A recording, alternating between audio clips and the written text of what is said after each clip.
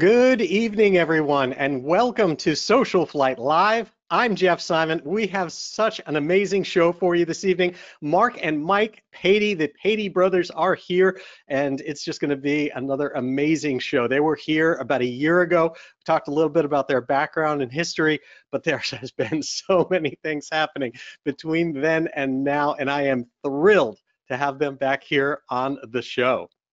Before we get started, a few notes. One thing is, of course, want to make sure that everyone is out there checking out SocialFlight.com and the free SocialFlight mobile apps for Apple and Android devices. We are here to support you and all of general aviation. That is the purpose of SocialFlight.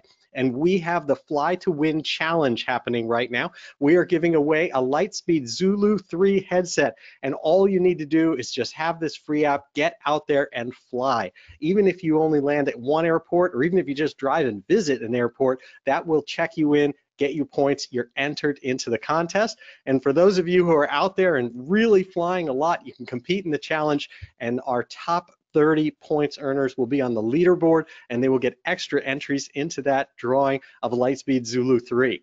And so really, really cool things going on with that, and just thrilled again to support all of you. And it's a great opportunity through SocialFlight to see what is happening and get more engaged. We have tens of thousands of aviation events, both in person and online, and so many cool things that are coming. So watch that. You'll see shows like tonight and many other things to come. So with that, now I would also like to begin talking about these amazing people, Mark and Mike Patey. The Patey brothers are modern legends of aviation for their accomplishments in both the air and on the ground. Since the age of 15, when they started building decks and the deck business there, they very quickly took their entrepreneurship and built it into something that they transitioned to their love of flying. And all of us in general aviation have benefited from the fact that they've done that and added so much energy and innovation to our industry. Between them, they have built so many different airplanes that it's almost too much to list. They have built a number of Vans aircraft, a Turbo Zenith 801, Carbon Cub, Murphy Rebel, Turbine Comp Air 8, Turbine Epic LT, Lancair Legacies, the Turbulence, which is the only turbine Lancair Legacy ever built that Mark used in order to break the Transcontinental World Speed Record that was once held by Howard Hughes. So that's really amazing. And Mike's original STOL wonderplane, Draco, that was something that really captivated so many people. One of the coolest STOL aircraft ever built until, of course, it had a mishap, and Mike decided to up the ante with what we all know as Scrappy, which broke all the rules and has captivated hundreds of thousands of people through YouTube. If they've had the opportunity to see this plane in person, it's just unbelievable. And of course, both brothers founded Best Tugs. One of the best things to know them about, they took this thing that was like a necessary evil for moving aircraft around and turned it into a high-tech work of art and even a status symbol for general aviation. I can tell you, we certainly love our SocialFlight Bravo 5 Tug. So it's really amazing. I'm gonna bring them online now, and I'd just like to welcome here to SocialFlight Live, Mark and Mike Patey. How are you guys doing tonight? Fantastic. Great. Thank you. I have to thank you again for coming back on the show. And I have to say, every time that we have either spoken or bumped into each other, it's just been amazing. I wanted to show just from our own little collection here, a quick picture. We were fortunate enough to hang out with you guys during the night air show and the event at Wheeling Aviation Technologies, WAT. We all fly with their equipment, of course, and that was one heck of a fun evening. Yeah, that was great. Well, you know, we recently put the Wheeling lights on our Pilatus, the landing lights, and we've got a few more other lights to put on, but unreal. It's like landing in daylight. I mean, to come in on a long final at night and see the numbers on the end of the runway, you know, a mile sooner than you used to. Usually landing lights, you see them when you're in the flare, but these things are like casting daylight on the runway. They're amazing. Yeah, and they, you know, it's interesting because they seem to have a fair amount in common with you guys in Best Aviation Products, because they're constantly up in the ante on their products. As soon as you get one light that blows away everything on the ground, then the next thing you know, they're like, oh, you only have the Prometheus? Well, you see our next Prometheus, and it's always worth updating, and then you see further and further, because we're about to start testing their latest landing light on the Bonanza. Oh, awesome. Yeah, I actually just had a box show up. I'm going to try out a new one myself, so I can't wait. Yeah, as long as you don't look anywhere into it. I don't know how they step it up. They're doing a good job, that's for sure. So speaking of that, I just want to show a couple more pictures of my own here with you guys, because we've got your tug here now, right here on our Bonanza, and absolutely love this thing. Anyone even remotely considering a tug for their plane, we've got it, of course, customized with you through the SocialFlight logo and your logo and everything on there. And this is Ben, who was just here before. It is so easy to use. And we went for all the bells and whistles, including the Lazy Susan that you've got on here, which makes it so easy, because we can just swing it here, close the hangar door, and we're good to go at that point. Glad you like it. Thank you. And thanks again for being a customer. And we will try to follow Wheelan example and try to make that tug obsolete as quick as we can, so we can get some more. Yeah, but you have to buy another one. Now that we've learned your checks are good, and let's sell you an upgrade. But right now, you have the latest. So you kind of already did that. I think I've got Paxton ready to tear his hair out and start looking like YouTube, because I show up at the event only shortly after I had gotten this one, and all of a sudden it's like, oh, I'm sorry, do you flip a switch to go forward and back? No, that's so last year. We're using a thumb rocker pedal now to do this. Well, we got to keep trying to step it up somehow. So, but thanks for showing that. That was really kind of you. Oh, of course. Well, it's very, very cool. So one of the things I wanted to let me first start with a little kind of news. I'll be seeing you later this week at a very, very special event in general aviation, the Living Legends event, and I just want to congratulate you both of you. It is so incredibly well deserved that you've been nominated to the Living Legends of Aviation. Thank you. That was quite a surprise. Yeah, what a neat surprise, and yeah, we'll be heading out to that here in the next day and a half. We'll be out there, and you're going to be there. We'll get to meet you on the red carpet and do the photos, and then Mike and I will get to wander around with our jaws hanging down at all the other, all the people we look up to. All the people we look up to, and we'll be shamelessly asking for selfies with everybody out there. So what an awesome event, and we're very pleased to have been nominated. It's so well deserved, and I want to point out to everyone here that from the scoop inside, that you guys were not nominated as a group, as a pair of twins there that have done all these things together. You were nominated to this, very rightly so, for the individual work that you've each done. And Mike, you've done just unbelievable things with aviation innovation and all that. And of course, Mark has done that as well. But on Mark's side, it was really focusing on the corporate end and everything that Best Aviation Products has done in innovation. And so each of you, as much as you are kind of work together, each of you has charted your own path to bettering general aviation. Thank you. I appreciate that.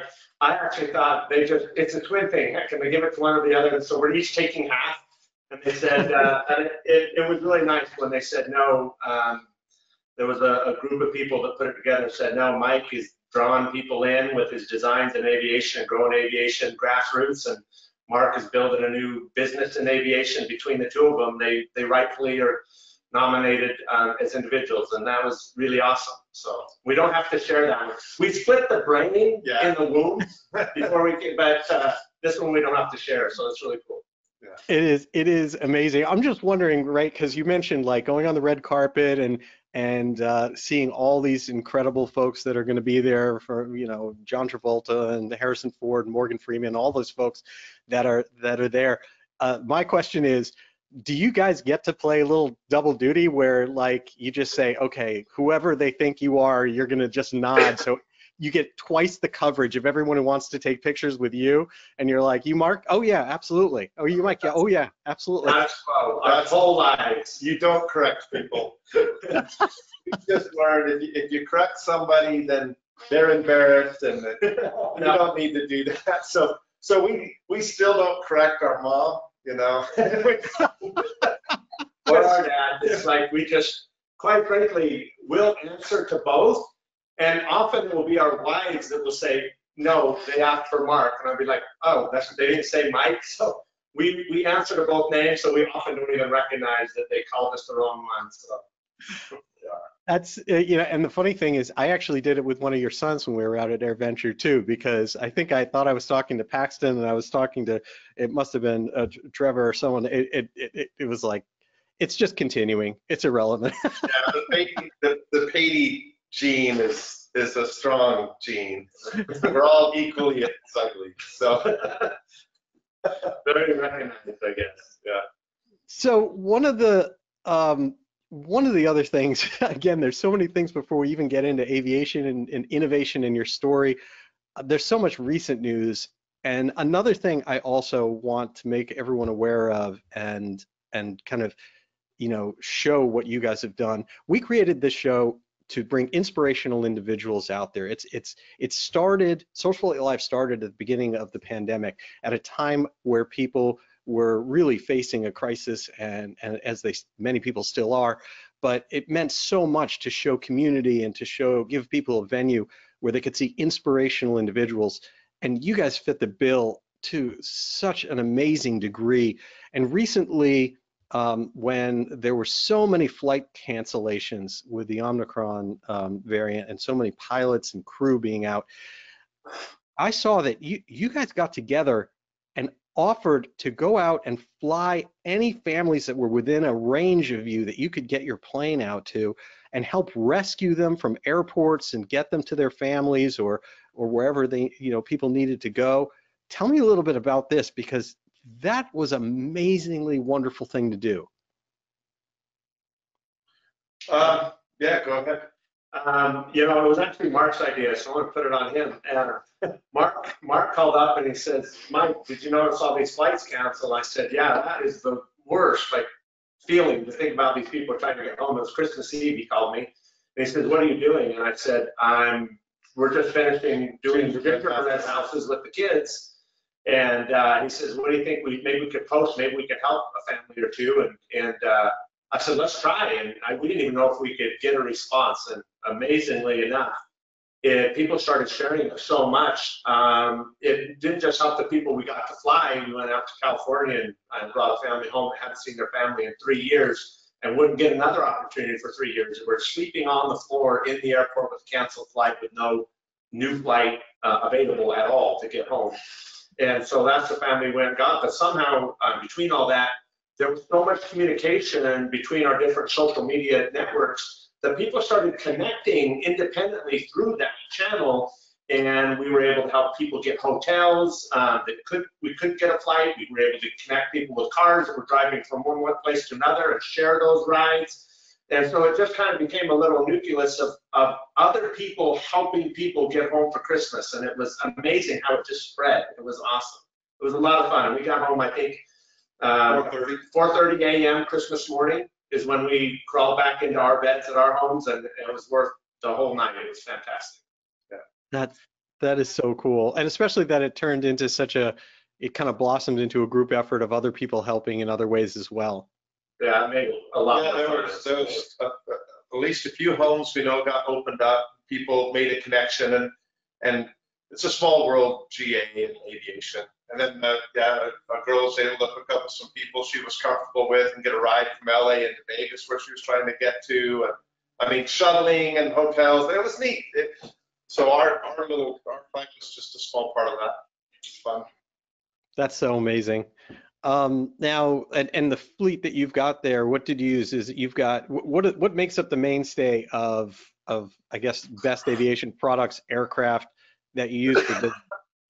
Well, the most used aircraft right now for our family and for business is the Pilatus PC-12 And the Cirrus. and the Cirrus SR-22. Those two get. Those are the workhorses, Yeah. of the family. That's Yeah, awesome. The play, the other stuff's toys. more play. So the helicopter we use, but it's mostly local and for search and rescue. And then the bush planes are all about play. Of course, Scrappy's for search and rescue now as well. So it's nice to have that. The Legacies are all about play. We chase each other around in the canyons and mountains. We play cat and mouse games, duck and hide, up in the mountains. That's awesome. That is totally cool.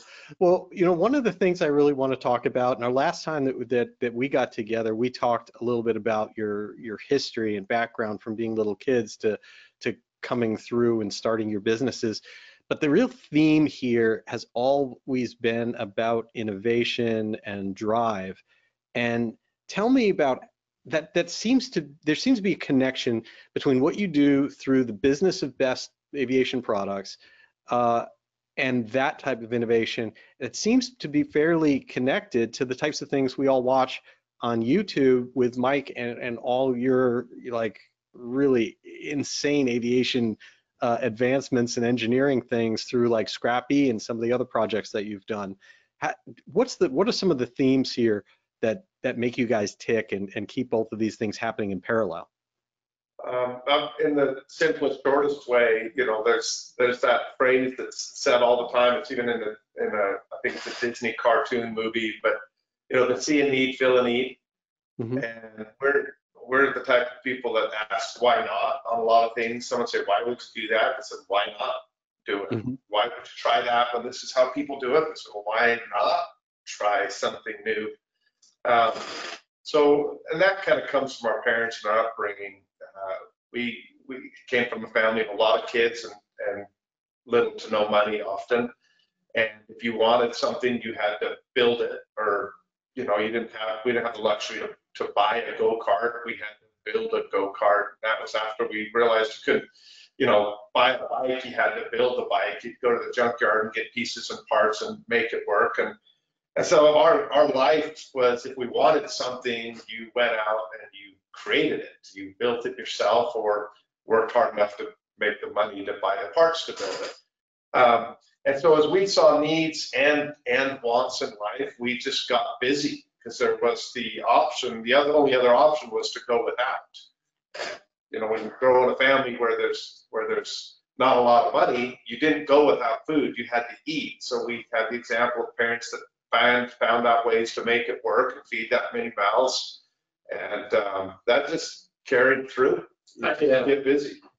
I would agree. Our parents taught us how to work, and for me, they taught us how to love to work, and I love work. And so, a lot of people watch my videos and they hear me say all the time, "Get back to work," and that actually wasn't a phrase that turned into this catchphrase that I now use regularly. It was actually something that was supposed to key when Ron's supposed to turn off the iPhone he's filming. That's right. And stop filming because we're going to get back to work. So it was just all the time. It's like, back to work.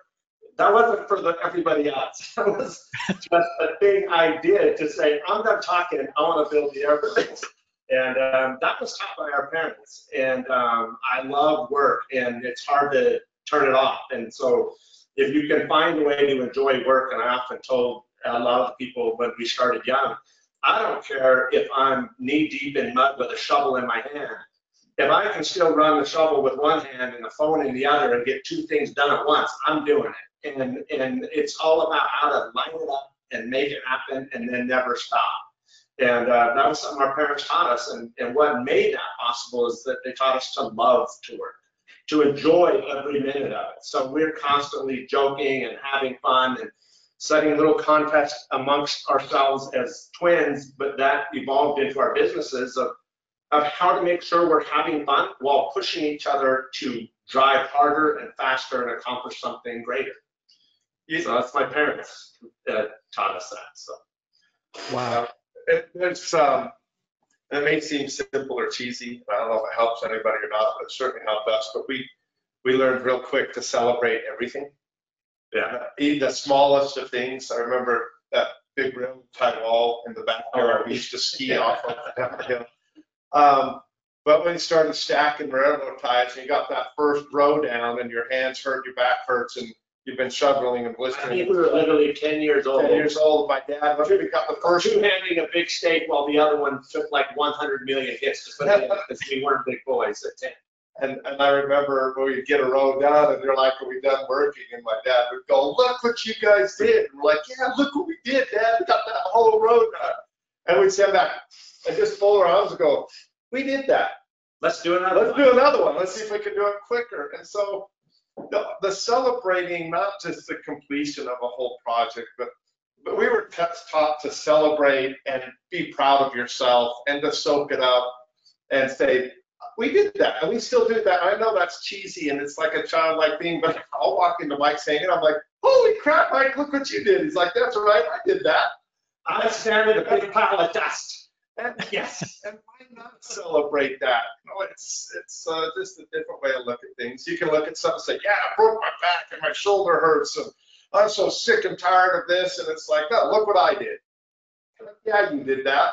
That's awesome. And even beyond that, we learned to celebrate our failures, because if you dwell too long on the failure, there's really only one thing you need to know. You need to know you're gonna fail, and you gotta go out and try again. And a lot of people don't have the courage to try the first time. And really someone just needs to say, I've had these ideas in my head.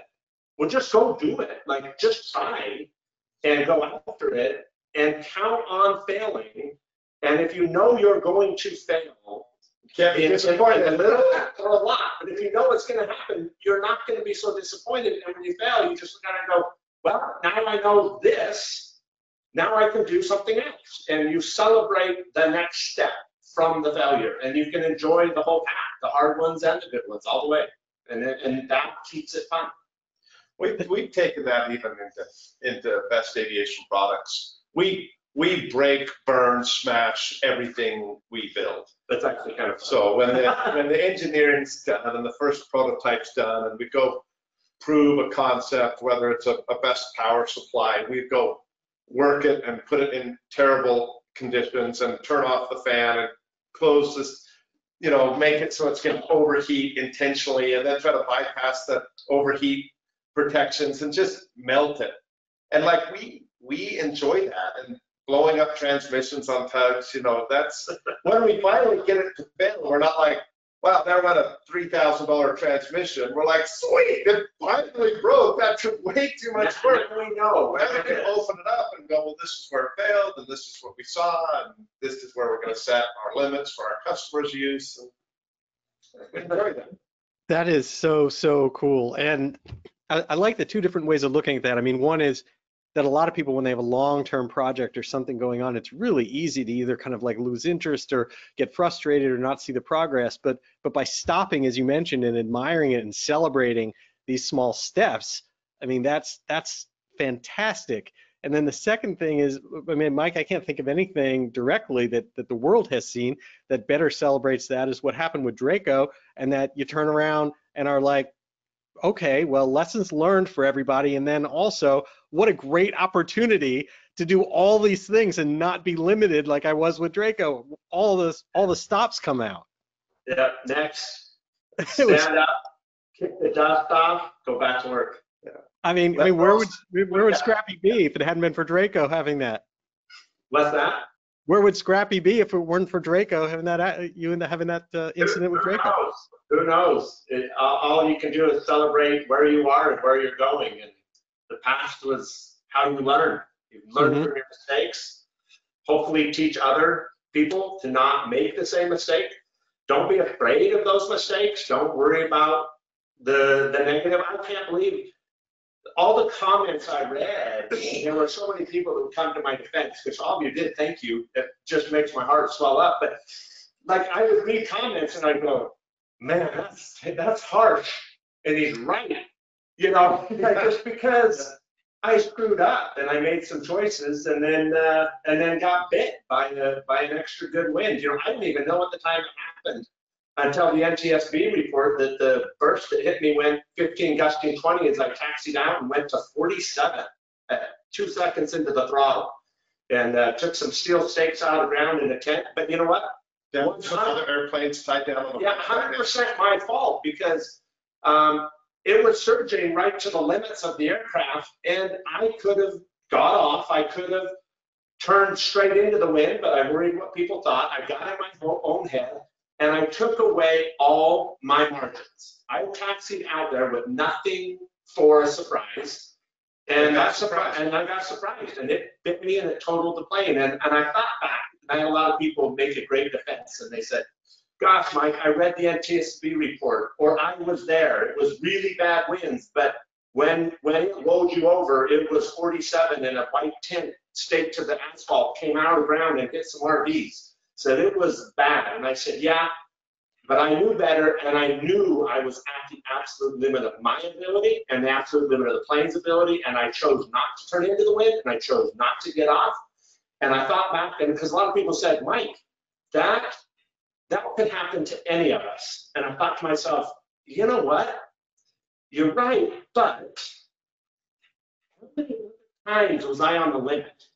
How many times, and it didn't bite me. How many times did I land on a really bad crosswind and skirted the tires and danced on the runway and went, whew, that was kind of close, right? Or on takeoff, right? How many of the people listening to this had a moment that when they did it and they succeeded, they celebrated, holy crap, I'm awesome.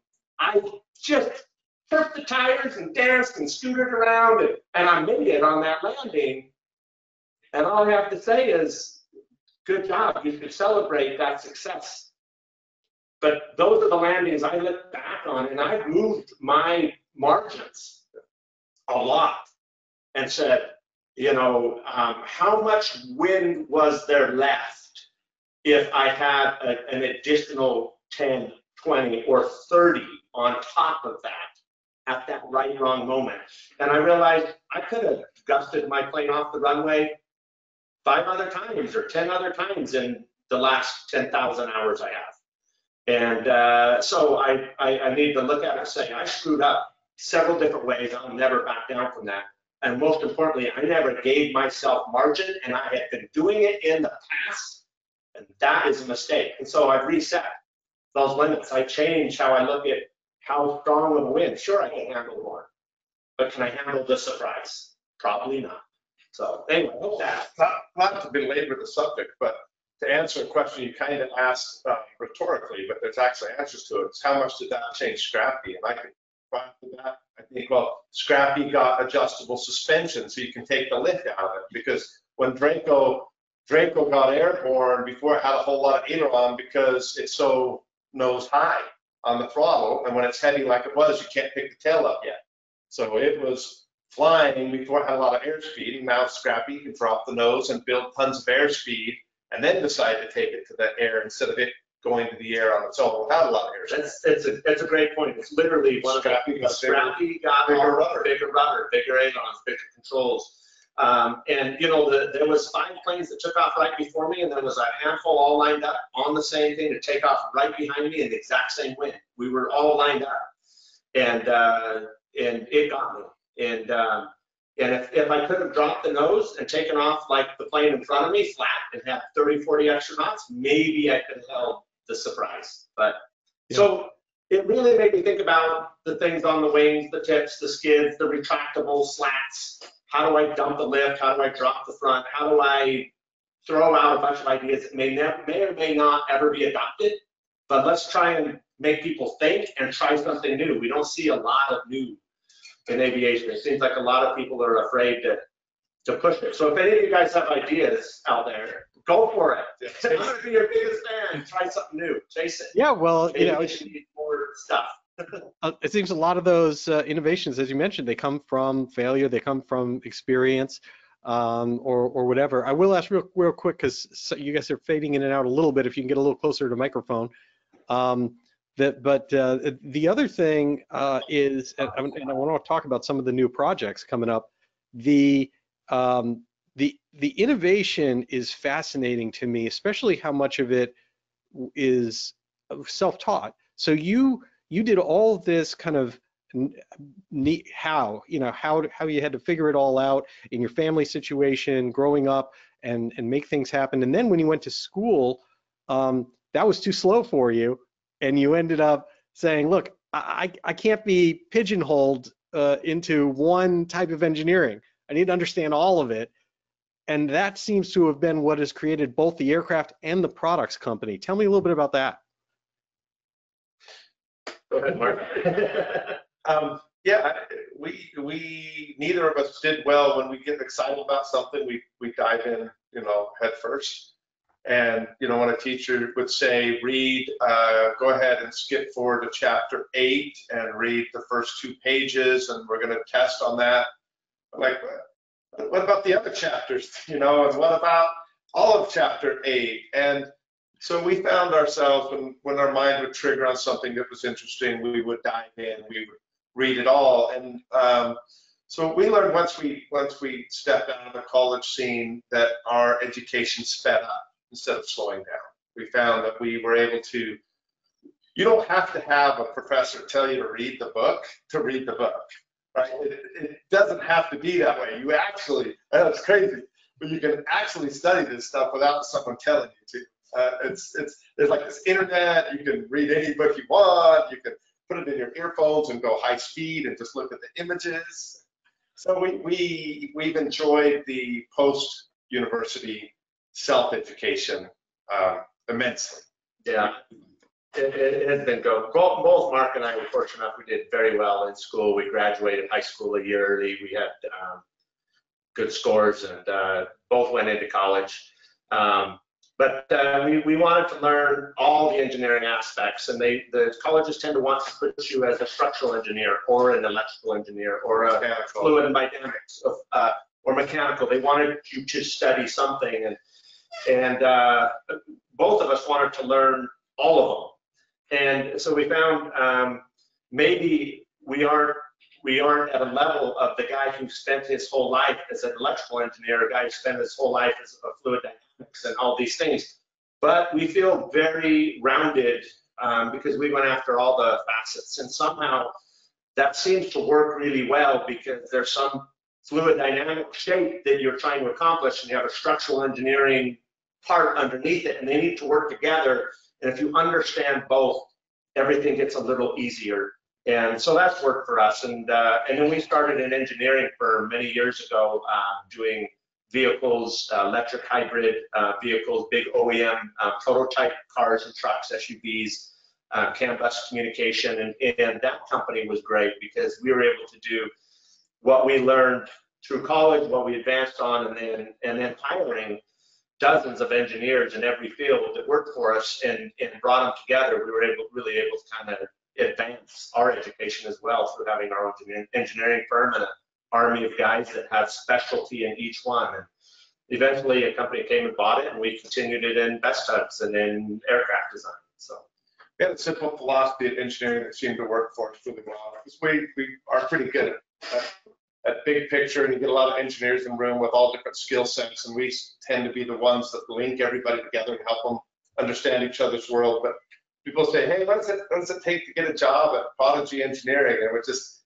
got to be smarter than us, and we joke, it's not too difficult, but it really isn't too difficult, because if you're smarter than me at website design, then I can probably hire you to do website design. If you're smarter than me at small circuit board design in high heat environments, then you could be hired for the guy that needs that circuit board that's in a high heat environment, right? So that was kind of our philosophy. We'll hire you, just got to be smarter than us, which means everybody's qualified. Everybody's qualified.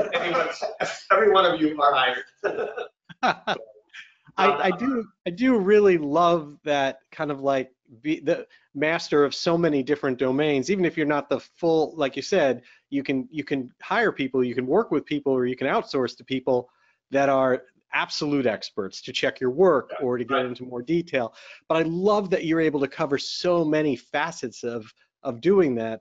Do you feel that a little bit of it were was your whole life working up to that, and it also happened to coincide with technology coming at the same time that kind of fit your personalities, where you can now go on the internet and search all these things. You can now get software and learn it for modeling and for so many things that maybe makes it a little more feasible for people to be more general.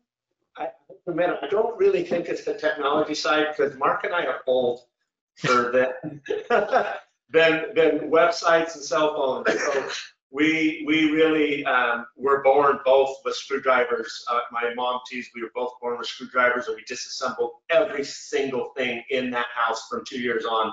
We took apart every microwave, every lawnmower, every vacuum cleaner. We had motors hooked to skateboards with 200-foot extension cords to run electric skateboards around, which didn't exist back then, and there weren't lithium batteries, but we made electric skateboards out of vacuum machines when we were tiny. I really think it was just, we were born with tools in our hands, and parents that said, go for it, tear it apart, learn all you can, make something cool.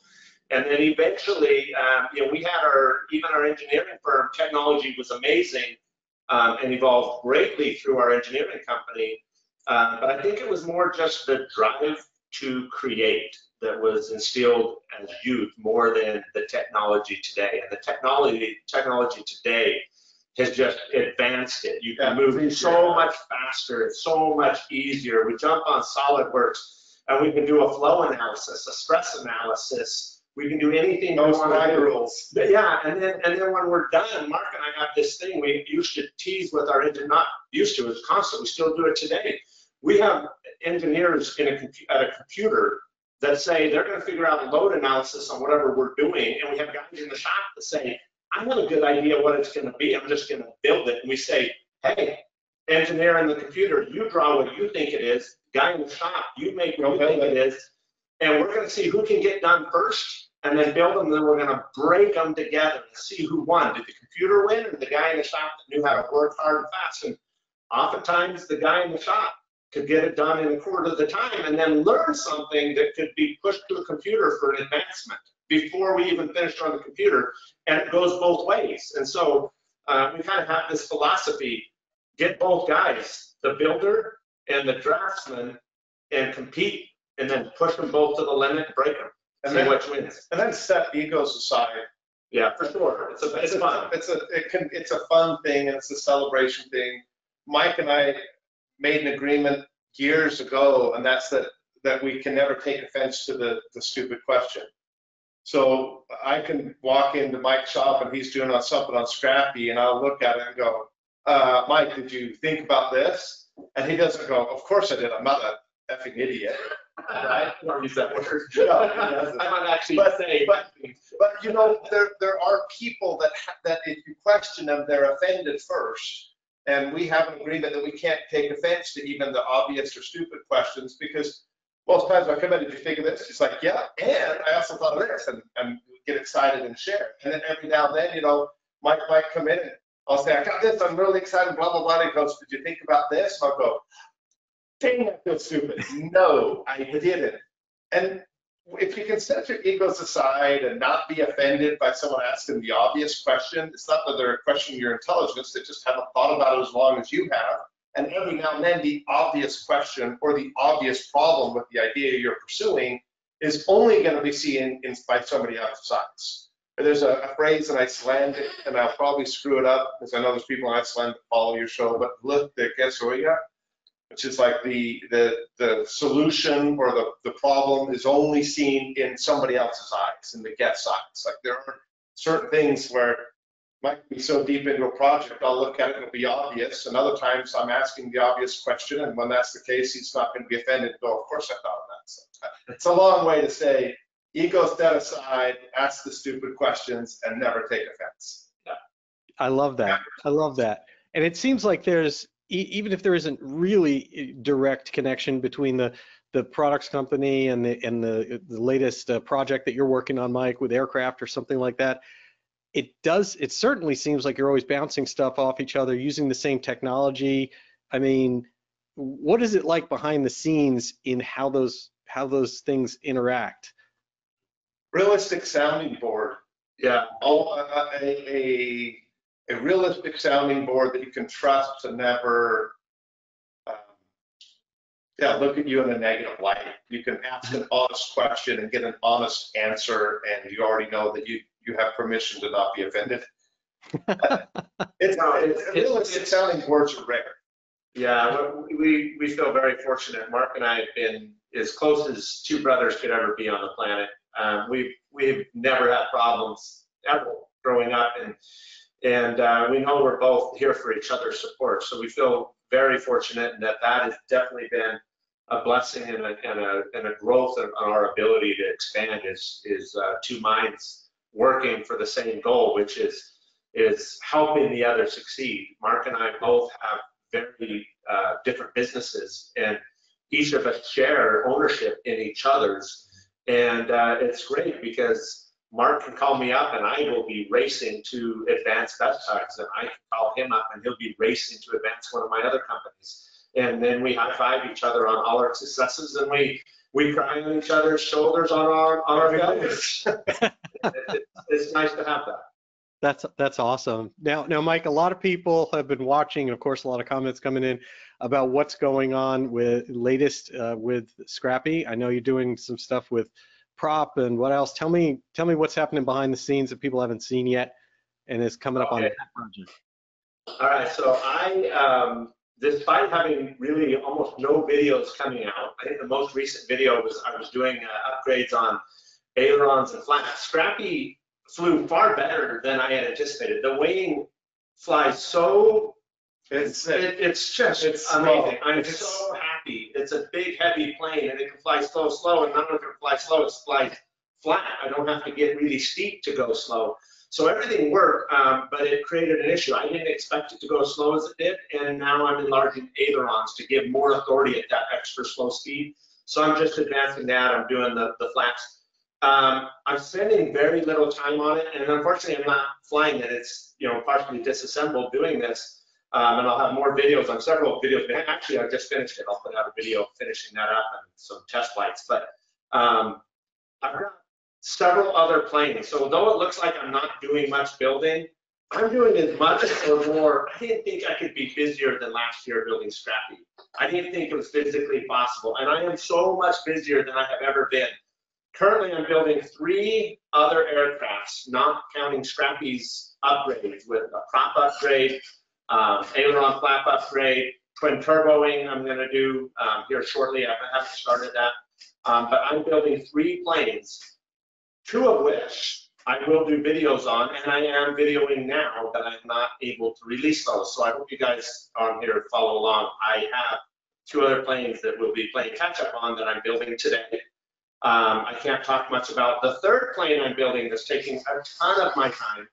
I will never have a video on. I have a business that does military contract work in aerospace, and I do not get to share those. I do not get to video them.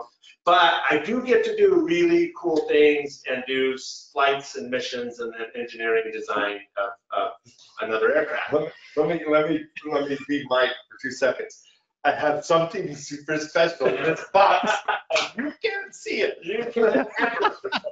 No, there will be a day, I think, that project will come out, but I literally have not been told when that will happen.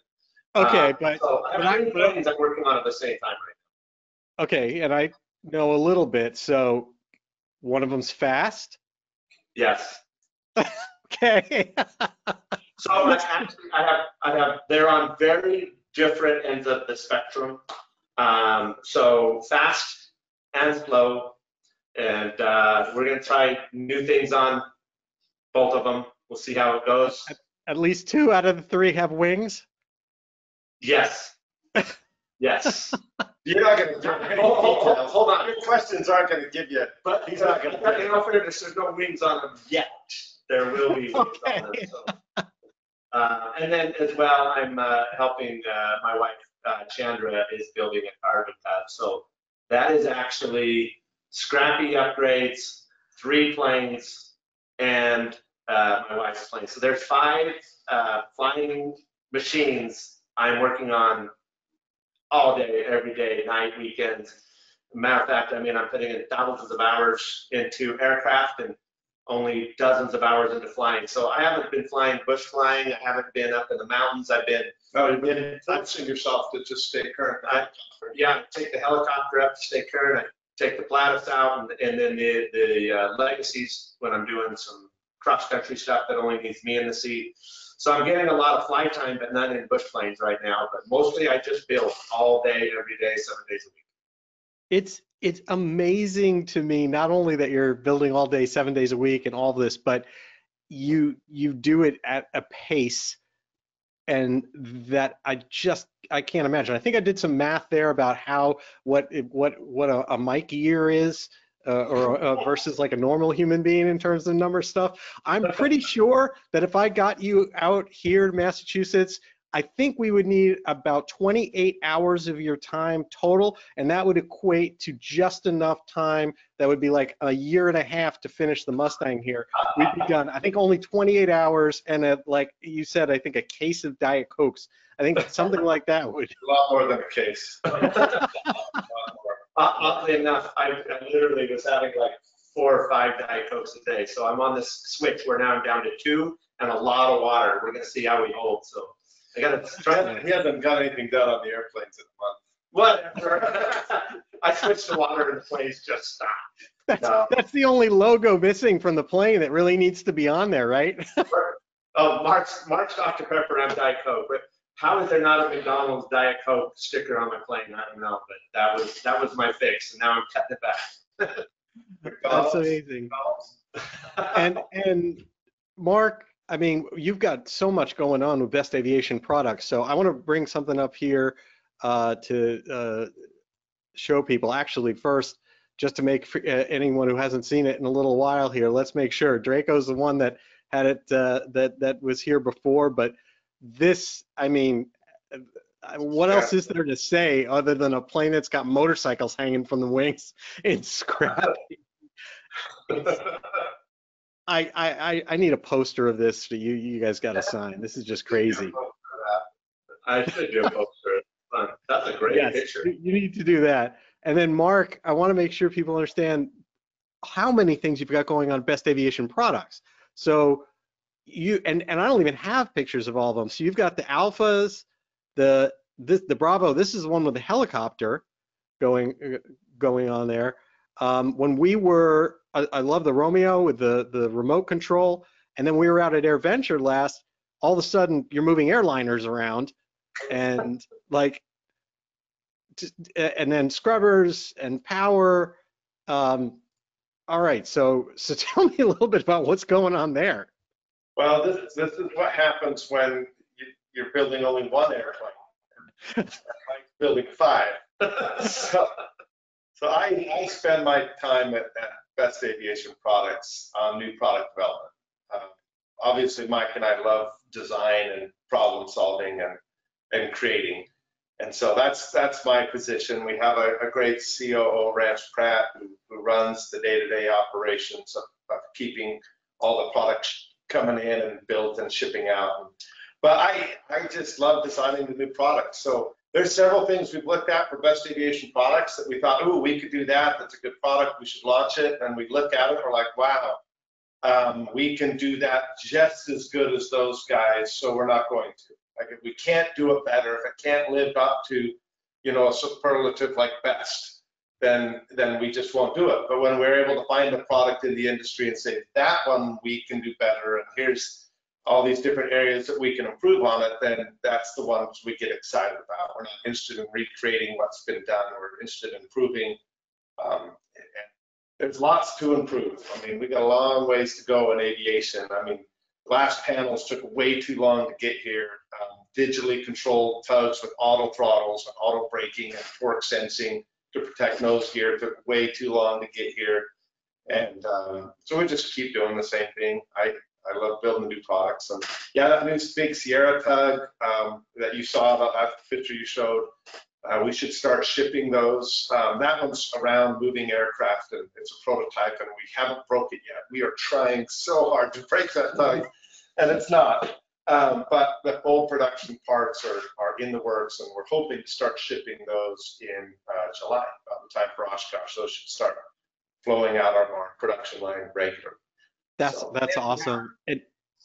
3 new products we're hoping to have by Oshkosh this year, at least 2, but for Best Aviation Products, originally Best Tugs, which is now just part of Best Aviation Products. Since we started just over 6 years ago, we've averaged 5 new products a year.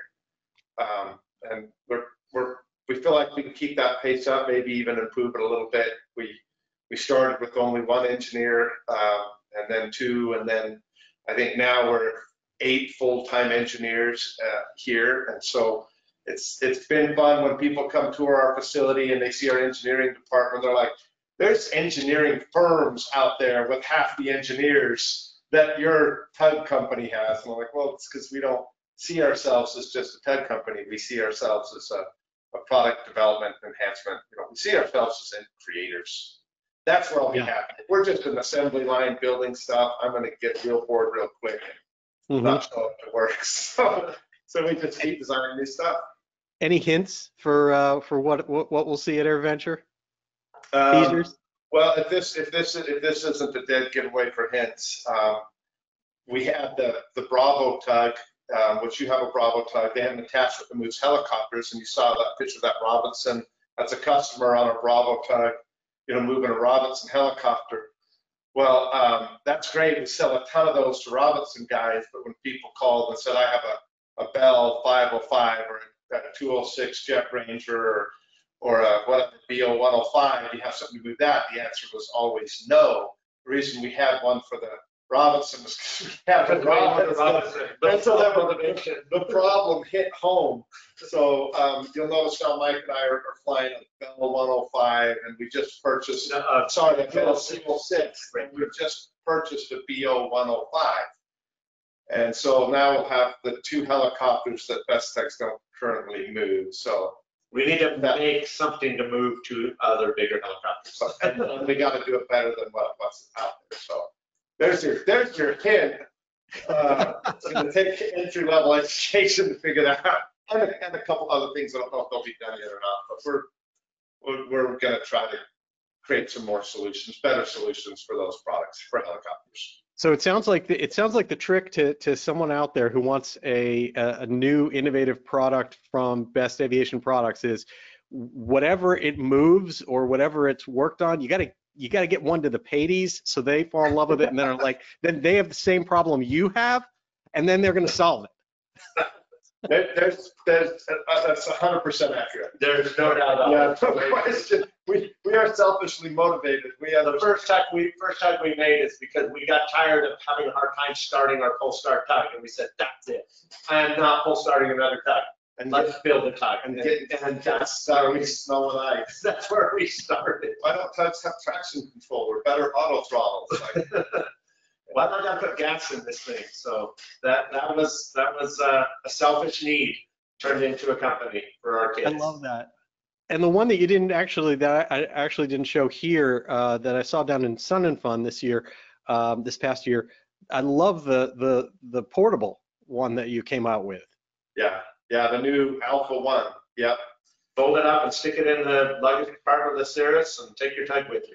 Yeah. Right. Now, if you can combine that, I don't want to say the wrong thing here, but if it were combined somehow with something like a one wheel, in a way that doesn't hurt Mark, as long as Mark isn't going to take it and go running with it. Right on it, break his hip. Yeah. Femur. Old men break hips. Young men break femurs. Yeah. Yeah. So, all right. So how are you doing? You had an accident on a one wheel / Alpha 1, and what happened? It's been 3.5 months. I'm not fully recovered, but most broken bones, 4 to 6 weeks, you're pretty well done. If you're in a cast in your arm, you'd have that off at 6 weeks. The femur's a little bit longer healing time, but I've been able to fly again for a while now.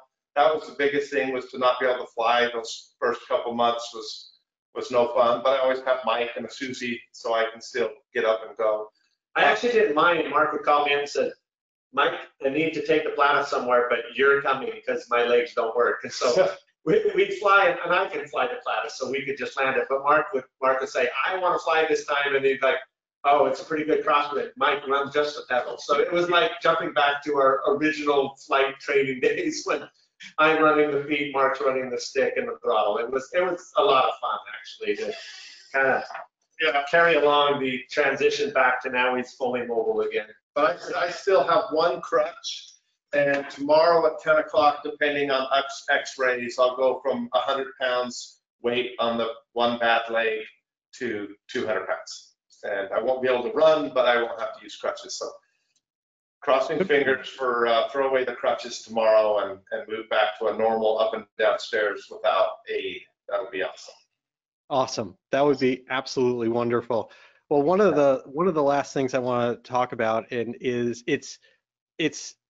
I'll tell you from an outsider's perspective, and probably from many of the people who are watching right now, it's easy to be intimidated and look at this and all the work that you guys do and see it as superhuman because of what you're able to do. But there's got to be some lessons in all of this for those of us out there that can't build 5 airplanes at once and sleep 2 hours a night and create 5 new products at our company and have everything kind of, be at this level that is almost intimidating to the point of getting off the blocks. What do you say to folks who are either thinking about building an airplane, building one right now, even if it's just from a kit, or people that have an idea and have thought about getting involved in starting up something in aviation? I hope this helps some people out there. It's worked for us. It's deciding one day. I think a lot of people talk about what they're going to do, their next business, their next idea, finish their airplane. And it's just what part on their airplane they're going to work on next. Well, they stare at so many, they just don't do anything. Yeah, they get a little bit stuck in deliberating about all the things. And I think the best suggestion I can give is to just start. And once you start, make the commitment to stop other things. For example, I don't watch TV. I don't do a lot of things that other people do. And I make very deliberate, written down, conscious choices that free up time. For example, I used to be in better health, and then I wanted to finish a project. I turned off the gym for a while and decided I'll try and be healthy and do things while building a plane that can keep me fit. And I turn off TV completely. I turn off social media for large periods of time, other than wanting to just share the passion with others because it makes me happy. And but I shut off, and I think it's just deciding, what am I going to turn off that really isn't advancing me to that end goal?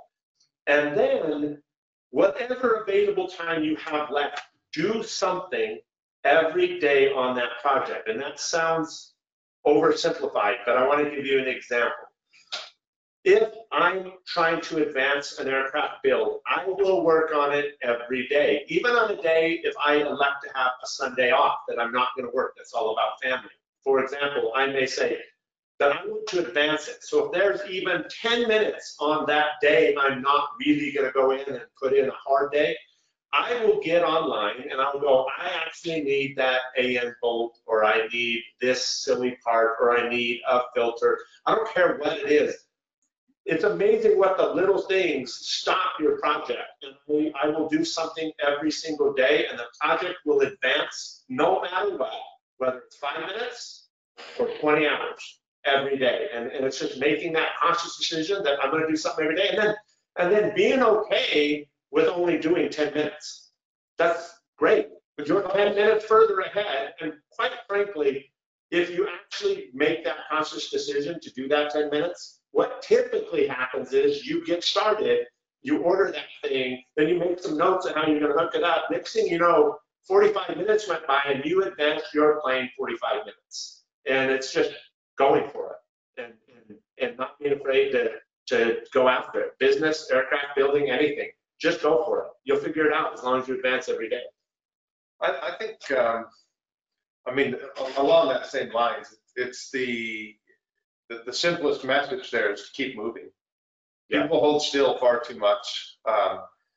When Mike and I were in school, they would have given anything to get us to hold still. So, but luckily, we were trying to find a hold still pill for the two of us when we were in grade school and high school. But they never found it, and we don't want it. We don't want the cure.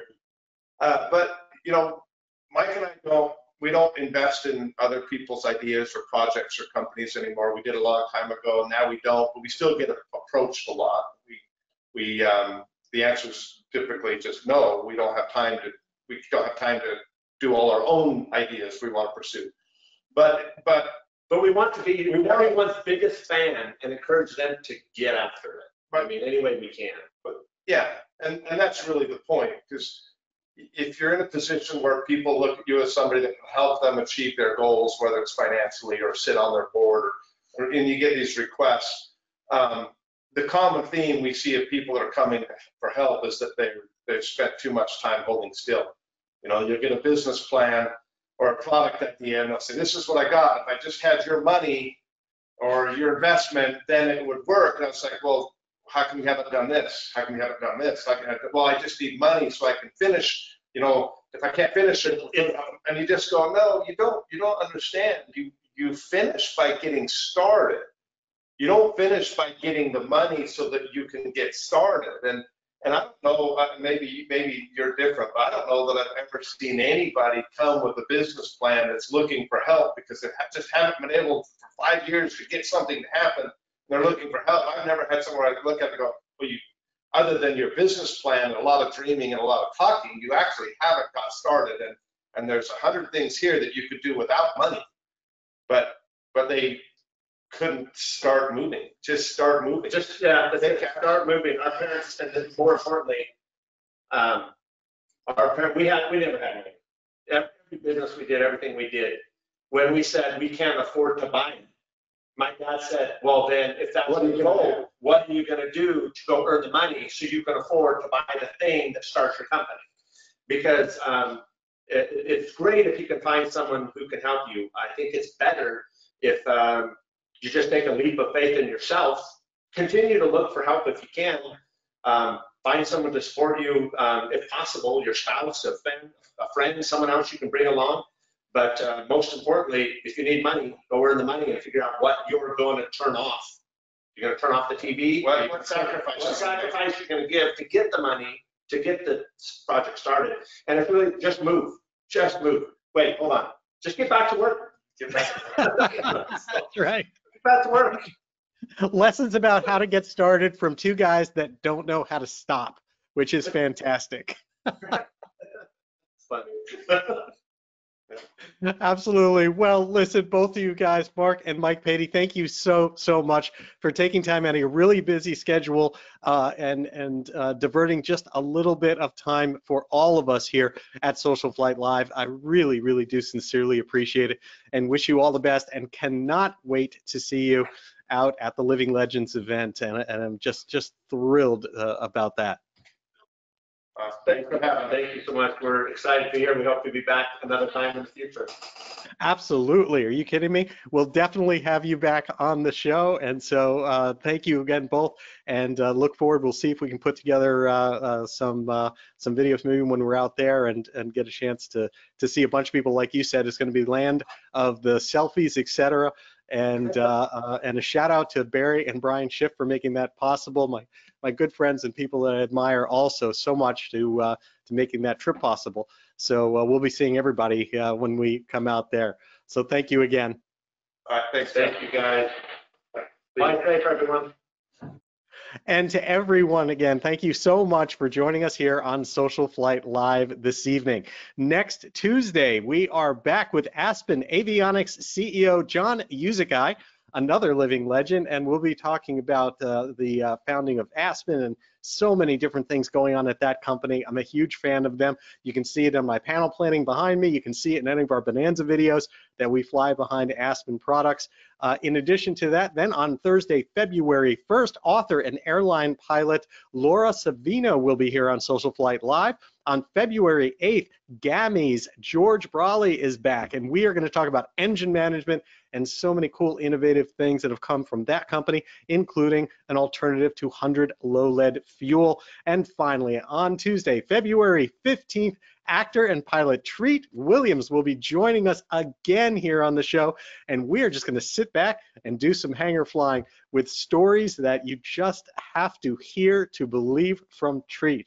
With that, I'd like to thank you all for joining us here on Social Flight Live, and I wish you all blue skies.